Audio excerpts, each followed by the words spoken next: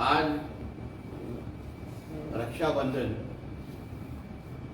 आणि आजच्या दिवशी देशातल्या सगळ्यात विरोधी पक्षाची बैठक ही मुंबईमध्ये होते आणि या बैठकीच्या निमित्ताने विरोधी पक्षाचे विविध नेते, काही मुख्यमंत्री मुंबईमध्ये, महाराष्ट्रामध्ये येत आहेत. म्हणून आज तमाम महाराष्ट्रातल्या माझ्या हिंदू माता भगिनींच्या वतीने मी महाविकास आघाडीचे जे नेते मंडळी आहेत, जे ह्या बैठकीचं यजमानपद स्वीकारणार आहेत, प्रामुख्याने उद्धवजी ठाकरे, पवार साहेब, या लोकांना महाराष्ट्रातल्या तमाम हिंदू भगिनींकडून, माता भगिनींकडून मी विनंती करणार आहे, आवाहन करणार आहे की या बैठकीला ज्या पश्चिम बंगालच्या मुख्यमंत्री ममता बॅनर्जी येत आहेत, राहुल गांधीजी काँग्रेसचे नेते येत आहेत, ह्या नेत्यांना तुम्ही या बैठकीमध्ये त्यांच्या राज्यामध्ये त्यांच्या सरकारच्या माध्यमातून, त्यांच्या पक्षाच्या माध्यमातून ज्या मोठ्या प्रमाणामध्ये हिंदू माता भगिनींना वर लव जिहादच्या ज्या केसेस होत आहेत, हिंदूंना धर्मांतर करण्याचे जे मोठ्या प्रमाणामध्ये मोहीम सुरू आहे, पश्चिम बंगालमध्ये रोहिंग्या आणि बांगलादेशी मुसलमानांचे जे लाड सुरू आहेत, हिंदू हृदय सम्राट बाळासाहेब ठाकरे हे कधीच स्वकीय मुसलमानांच्या विरोधात नव्हते. त्यांनी नेहमी राष्ट्रवादी मुसलमानांची बाजू घेतलेली होती. पण बाळासाहेबांनी मुंबईतला असेल, महाराष्ट्रातला असेल, जे रोहिंग्या आणि बांगलादेशी मुसलमान आहेत त्यांना इथून हकलवा अशी नेहमीच भूमिका घेतली आणि शेवटपर्यंत ती भूमिकेवर ते ठाम राहील. या ममता बॅनर्जी आज आपल्या मुंबईमध्ये पाऊल टाकतायत. त्यांच्या पश्चिम बंगालमध्ये जे काय लाड या बांगलादेशी आणि रोहिंग्याचे सुरू आहेत, गेल्या काही वर्षापासून पश्चिम बंगालमध्ये राहणारा हिंदू समाज, त्याच्यावर जे हल्ले सुरू आहेत, धर्मांतर मोठ्या प्रमाणामध्ये सुरू आहे, या सगळ्या बाबतीमध्ये जाब विचारण्याचं काम यजमान म्हणून उद्धवजी ठाकरे करणार का? हिंदू माता भगिनींना न्याय देणार का? मी बाळासाहेब ठाकरेंचा मुलगा हे जे धडकावून सांगतात, बाळासाहेब ठाकरे हे माझे बाप आहेत आणि माझ्या बापाला चोरलं, हे जे वारंवार जे सगळ्या सभेमध्ये ओरडून ओरडून सांगणारे उद्धवजी ठाकरे, ते त्यांच्या वडिलांची जी भूमिका रोहिंग्या आणि बांगलादेशींबद्दलची होती, ती ममता बॅनर्जींना सांगण्याची हिम्मत करणार का? हा प्रश्न मला आजच्या निमित्ताने त्यांना विचारायचा आहे.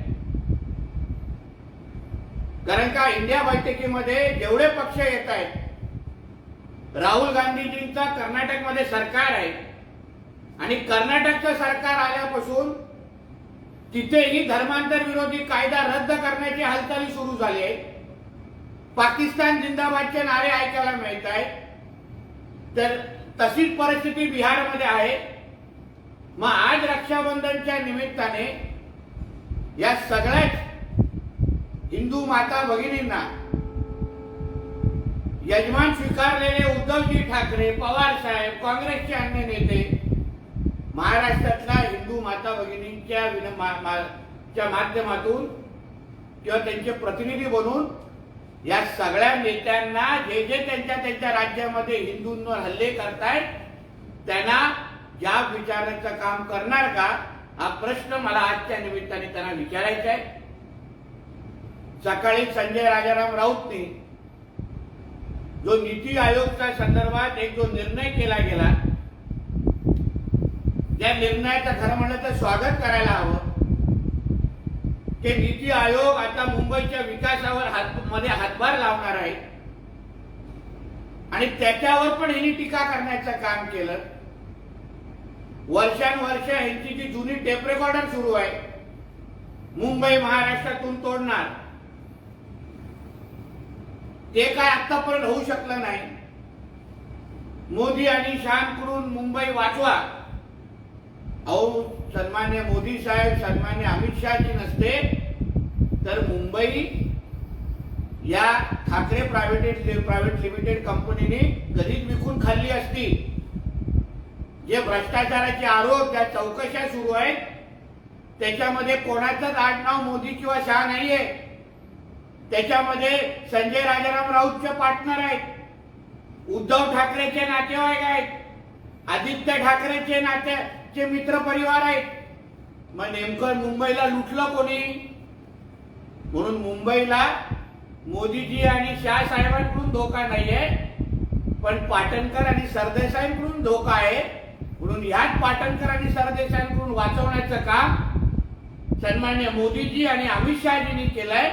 आणि मुंबईचा विकास हा भारतीय जनता पक्ष आणि शिवसेना शिंदे साहेबांच्या नेतृत्वात आम्ही निश्चित पद्धतीने करणार, एवढा ठाम विश्वास तुम्हाला या निमित्ताने देतो.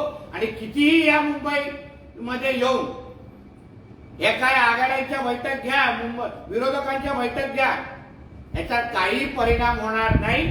2024 आएगा नरेंद्र मोदीजी, हे कितीही तुम्ही ह्याला आव्हान देण्याचा प्रयत्न करा, त्याचा काही फरक पडणार नाही.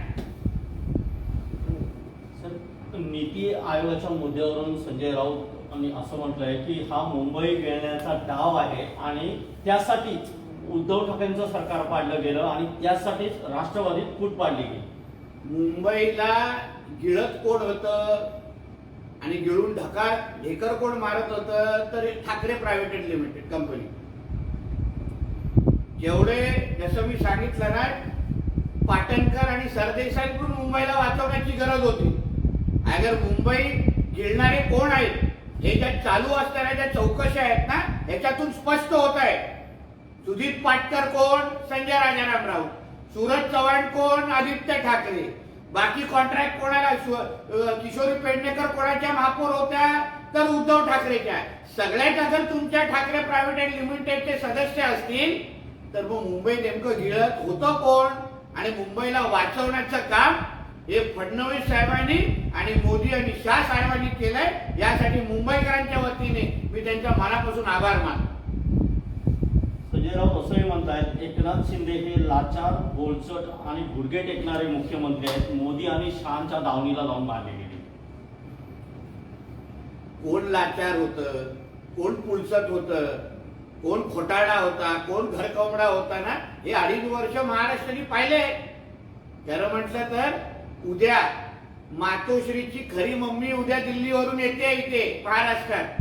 ज्याच्या समोर वाकून वाकून उद्धव ठाकरेंची मान वाकडी झाली, गळ्याला पट्टा बांधायला लागला, म्हणून झुकण्याचं आणि वाकण्याचं ज्यांनी उच्चांक गाठला त्यांनी आम्हा लोकांना पुलचट आणि आमच्या मुख्यमंत्र्यांना नावं ठेवू नका.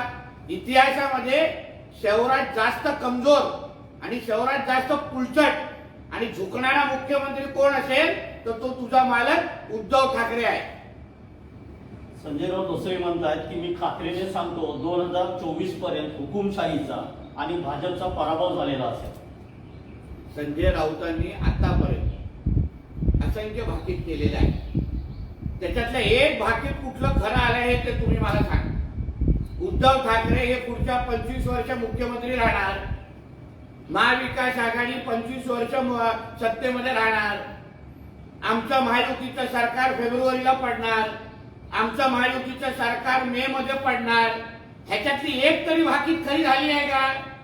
म्हणून हे अटक होण्याच्या भीतीवरून बोलणारे हे सगळे वाक्य आहेत. त्याच्याने काही होणार नाही. 2024 आमचंच सरकार येणार, पण त्याच्या अगोदर संजय राऊत जेलमध्ये बसून मोदी साहेबांची शपथविधी बघणार. साहेब, आपण नेहमी हिंदुत्वाचा बाजूने बोलता, मात्र पुण्यात शिवजयंतीला कालीचरण महाराजांनी भडकाऊ भाषण केलं म्हणून त्यांच्यावर गुन्हा दाखल झालेला आहे. एक लक्षात घ्या, तर ते भाषण केलं काय कसं, कालीचरण महाराजांबरोबर मी असंख्य वेळी मी त्याच्या व्यासपीठावर राहिलेलो आहे.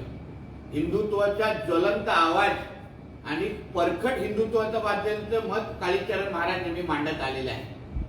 म्हणून पोलिसांना पाहिजे सखोल चौकशी करून दे, त्याच्यात काही हरकत नाही. पण कालीचरण महाराजांचे विचार हे हिंदुत्वासाठी पोषक आहे आणि हिंदुत्वाला प्रोत्साहन देणारे आहेत. म्हणून त्याच्यामध्ये त्यांच्या विचारामध्ये काही वाईट नाही, असं मी त्यांचा ऐकून बोलणाऱ्यापैकी एक व्यक्ती आहे. म्हणून त्यांच्या विचाराचा मला त्यांच्या विचार पूर्ण पाठिंबा है. और एक चीज मैं यहाँ कहना चाहता हूं कि आज सारे विपक्ष दलों की बैठक मुंबई में होने वाली है. इस विपक्ष दलों की बैठक में पश्चिम बंगाल की मुख्यमंत्री ममता बनर्जी जी आने वाले हैं. उसके साथ राहुल गांधी जी, सोनिया गांधी जी, लालू प्रसाद यादव जी, ये सारे अलग अलग राज्यों के मुख्यमंत्री और उनके सारे लोग नेता आने वाले हैं. इसका होस्ट उद्धव ठाकरे जी खुद है और पवार साहब भी उधर होने वाले हैं. तो इसलिए महाराष्ट्र के सभी हिंदू बहनों के तरफ से, आज रक्षाबंधन का त्योहार है, इसलिए सभी हिंदू बहनों के तरफ से मैं उद्धव जी को याद दिलाना चाहता हूं, एहसास दिलाना चाहता हूं कि वो बाला साहब ठाकरे जी के पुत्र हैं. वो खुद भी बार बार बोलते हैं कि हाँ, मैं बाला साहब ठाकरे जी का बेटा हूं, इसलिए शिवसेना मेरी है. तो इसलिए आप सच्ची में अगर बाला साहब ठाकरे जी के बेटे होंगे तो जिस बाला साहब ठाकरे जी ने हमेशा रोहिंग्या बांग्लादेशियों के खिलाफ एक भूमिका ली, रोहिंग्या और बांग्लादेशियों को मुंबई से निकाल दो, उनको यहां से खली करो, इस तरीके की भूमिका जो हमेशा हमारे बाला साहब ने ली. और जिस पश्चिम बंगाल की मुख्यमंत्री आज रक्षाबंधन के दिन हमारे मुंबई में आ रही है, कदम रख रही है, उनके पश्चिम बंगाल में हिंदुओं को मारा जाता है, हिंदू बहनों का बड़े पैमाने पे लव जिहाद के केसेस है, उनका धर्मांतर किया जाता है. उनके पश्चिम बंगाल में बड़े पैमाने पे बांग्लादेशी और रोहिंग्या मुसलमानों को बड़ा किया जाता है, उनको ताकत दी जाती है. बाला साहब ठाकरे ये कभी भी राष्ट्रवादी मुसलमानों के खिलाफ नहीं थे, मगर ये जो बांग्लादेशी मुसलमान हैं, यही जो रोहिंग्या है, इनके खिलाफ बाला साहब ने हमेशा आवाज उठाई है.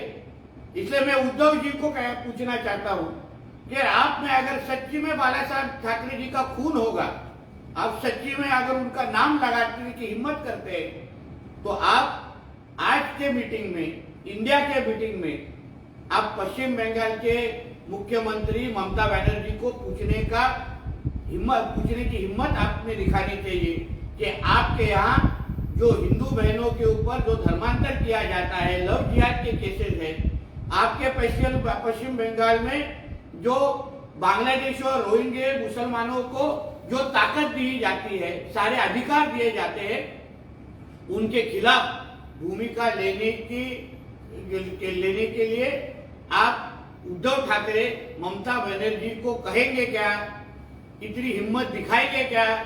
बाला साहब ठाकरे के बेटे खुद को बुलाते होंगे तो उन्होंने जिस राहुल गांधी जी के कर्नाटक में पाकिस्तान जिंदाबाद के नारे सुनाई में देते हैं, जिस राहुल गांधी जी के कर्नाटक में धर्मांतर विरोधी जो कायदा है, जो कानून है, उसको बर्खास्त करने का काम या प्रक्रिया शुरू है, तो उस राहुल गांधी को, उस नीतीश कुमार को, उस ममता बनर्जी को, जो जो अपने राज्यों में हिंदुओं के खिलाफ भूमिका लेते हैं, वो सभी नेताओं को हिंदुओं को के ऊपर अत्याचार बंद करने का काम या उनको बंद करने के लिए आप उद्धव ठाकरे और उनके बाकी जो महाविकास आघाड़ी के नेताजन हैं, वो महाराष्ट्र के हिंदू बहनों की तरफ उनके माध्यम से उनको कहेंगे क्या ये सवाल मुझे आज के दिन उनको पूछना है। इसी अवसर पर संजय राउत जी का एक बयान आया हुआ है।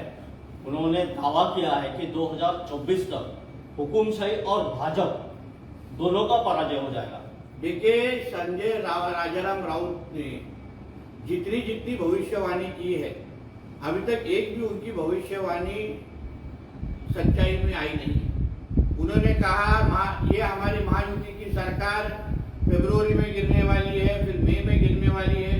उन्होंने ये भी कहा कि उद्धव जी ठाकरे ये 25 साल तक महाराष्ट्र के मुख्यमंत्री रहेंगे, महाविकास आघाड़ी की सरकार ये 25 साल तक रहेगी। तो उस सारे उनके दावों को कोई भी अर्थ नहीं है। अभी तक जितने उन्होंने दावे किए हैं, एक भी उनको जो उनका दावा है वो जो सच हुआ नहीं है, इसलिए उनके कुछ भी कहनों को कुछ भी महत्व नहीं है। संजय राजाराम राउत को कितना महत्व उनके पहले आघाड़ी के लोग देते, वो पहला पूछना चाहिए। मुझे याद है नाना पटोले जी ने उनको बोला कि मैं संजय राउत को पहचानता नहीं हूँ, सुप्रिया सुले ने हो, हमारे पवार साहब ने हो, ये सारे लोगों ने संजय राउत की महाविकास आघाड़ी में या ये अलायंस में क्या औकात है ये हमेशा उन्होंने कह के दिखाई है। इसलिए उस संजय राजाराम राउत के स्टेटमेंट को हम कोई महत्व देते नहीं। नीतीश जी, 2024 को आपके नजर में भाजपा कहाँ होगी? ये हालांकि देखा जाए तो कई सर्वे जो आ रहे हैं वो भी भाजपा के कई खिलाफ आ रहे हैं, कई साथ में आ रहे हैं। जिस तरह से ये इंडिया गुट बनाया जा रहा है, जो कि 16 दल एक साथ आए हुए थे, लेकिन अभी तो आज 26 दल एक साथ हुए, कहीं ना कहीं ये भाजपा के लिए कड़ा सामना देखने मिलेगा। ये सारे जो दल जिसको आप इंडिया दल बोल रहे हैं, अब सारे दलों की सांसद की संख्या अगर आप गिनेंगे तो किसके पास एक सांसद है, किसके पास 10 सांसद है, किसके पास तो सांसद ही नहीं है। कोई पार्टियों के पास तो खुद की पार्टी भी बची नहीं है, खुद का सिंबल भी बचा नहीं है। और ये सारे साथ में आके इस देश को इस्लामीकरण करने के लिए ये लोग सब साथ में आए।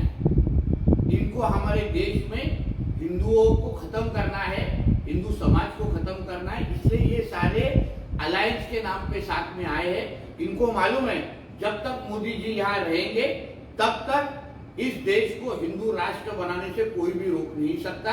इसलिए ये सारे लोग, इनको खुद देश के ऊपर प्यार नहीं है, इनको या तो खुद प्रधानमंत्री बनना है या तो इस देश के हिंदुओं को खत्म करना है।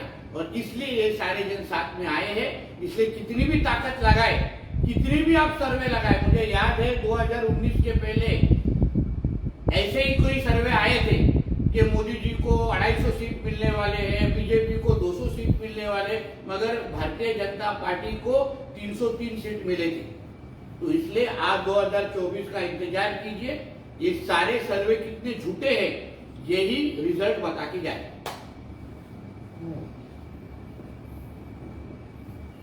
तो सुनील राऊतनी एक कुठला तरी दावा आज केलाय की मला 100 कोटीची ऑफर आहे। संजय राजाराम राऊत बोलतो की मला पण प्रवेशासाठी दिल्लीतून फोन आहे। कदाचित सुनील राऊतांनी काही शून्य जास्त लावले असतील असं मला वाटतं की त्याला कोण 100 रुपये पण यासाठी देणार नाही। तर 100 कोटी तर फार लांबची गोष्ट आहे। आणि मी एक तुम्हाला खात्रीला एक सांगतो, मला एक काही माहिती तेव्हाच मिळालेली, जेव्हा संजय राजाराम राऊत जेलमध्ये होते तेव्हा हाच सुनील राऊत अमित शहाजींच्या घराच्या बाहेर 4 तास, दिल्लीच्या घराच्या बाहेर 4 तास जाऊन थांबलेला, भाजपच्या मुख्यालयाच्या बाहेर 4 तास जाऊन थांबलेला की काही करा, आम्हाला भाजपमध्ये आम्ही यायला तयार आहे, पण माझ्या भावाला बाहेर काढा। म्हणून हे राजाराम राऊतचे दोन्ही मुलं हे किती मोठे खोटारडे आहेत ना। हे उमेश शिंदेच्या त्या संरक्षणाच्या प्रकरणावरून आपल्याला माहिती आहे, जेव्हा खोट्या धमक्या देऊन स्वतःला संरक्षण वाढवण्याचा प्रयत्न केला, म्हणून कोणाला 100 करोड काय 100 रुपयाची ह्याला ऑफर नाहीये। यापेक्षा हा संजय राऊत आतमध्ये असताना सुनील राऊत अमित शहाजींच्या दिल्लीच्या घराच्या बाहेर थांबला होता की नाही याचं उत्तर सुनील राऊतने द्यावं की मला काही करा पण भाजपमध्ये घ्या। पण आमच्या पक्षश्रेष्ठीने स्पष्ट भूमिका घेतलाय की हा कचरा आमच्या पक्षामध्ये नको। म्हणून संजय राजाराम राऊत असो, सुनील राऊत असो, यांना कधीही भारतीय जनता पार्टी पक्षामध्ये घेणार नाही।